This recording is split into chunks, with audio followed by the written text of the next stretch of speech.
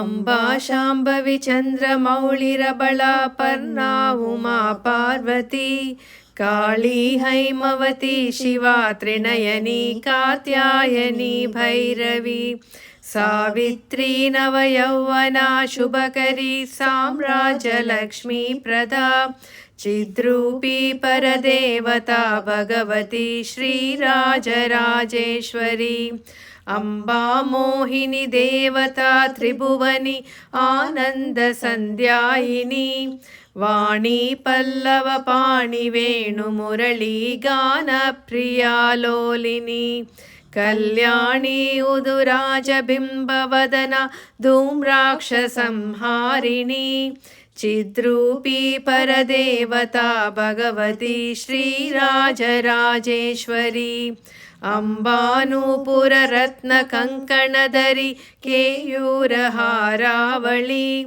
जाजी चम्पक वैजयन्ती लहरी त्रैवेयकैराञ्जिता वीणा वेणुविनोदमण्डितकरा वीरासने संस्थिता चिद्रूपी परदेवता भगवती श्रीराजराजेश्वरी अम्बा रौद्रिणी भद्रकाळी बगला ज्वालामुखी वैष्णवी ब्रह्माणी त्रिपुरान्तकी सुरनुता दे दीप्यमानोज्ज्वला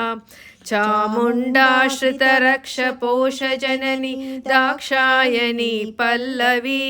चिद्रूपी परदेवता भगवती श्रीराजराजेश्वरी अम्बा शूलधनुकुशाङ्कुशधरी अर्धेन्दुबिम्बाधरी वाराही मधुकैटभ प्रशमनी वाणी रमा सेविता मल्लाद्यासुरमूलदैत्यमदनी माहेश्वरी चाम्बिका चिद्रूपी परदेवता भगवती श्रीराजराजेश्वरी अम्बा सृष्टिविनाशपालनकरी हार्या विषं शोभिता गायत्री प्रणवाक्षरामृतरसा पूर्णानुसन्धीकृता ओंकारी विनतासुरार्चितपद उद्दण्डदैत्यापहा चिद्रूपी परदेवता भगवती श्रीराजराजेश्वरी अम्बा शाश्वत आगमादिविनुत आर्या महादेवता या ब्रह्मादिपिपीलिकान्तजननी या वै जगन्मोहिनी या पञ्चप्रणवादिरेपजननी या चित्कलामालिनी चिद्रूपी परदेवता भगवती श्रीराजराजेश्वरी अम्बा पालितभक्तराजमनिशं अम्बाष्टकं यः पठेत् अम्बालोलकटाक्षवीक्षललितम् ऐश्वर्यमव्याहतम् अम्बा पावनमन्त्रराजपठन दन्ते च मोक्षप्रदा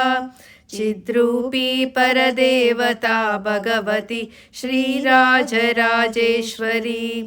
इति श्रीराजराजेश्वरी अष्टकं सम्पूर्णम्।